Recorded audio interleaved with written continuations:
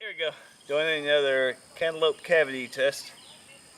This is in 6.5 Grendel, shooting at about 50 yards. Got the cantaloupe, got the duct tape around it to keep it, hold it together to actually show the cavity wound going through.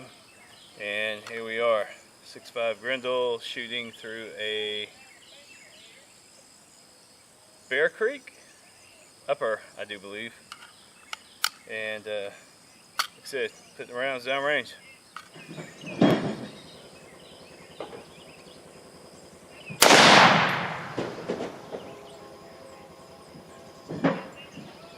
I do believe I put a skid mark on that one instead of a direct thing, but it should still work.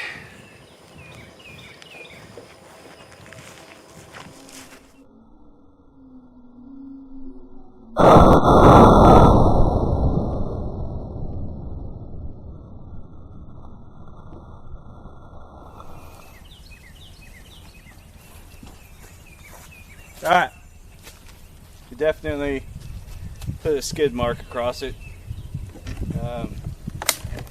Then got little bits of lead sitting there. Blew the top off. The other one went in.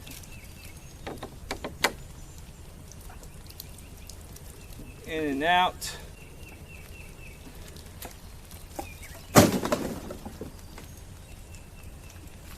There is little pieces of lead.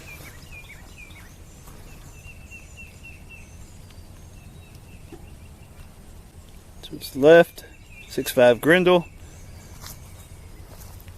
And still, I think the point still gets across on doing a skid mark across. That is your skid mark. The bullet just whoop right through there.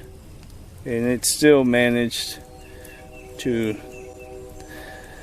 knock the snot out of it. So there we go. Just whoosh, right across the top of it. That Grendel, I forgot, it's at 50 yards. It's shooting different. I didn't compensate my aim. So there we are. Bam.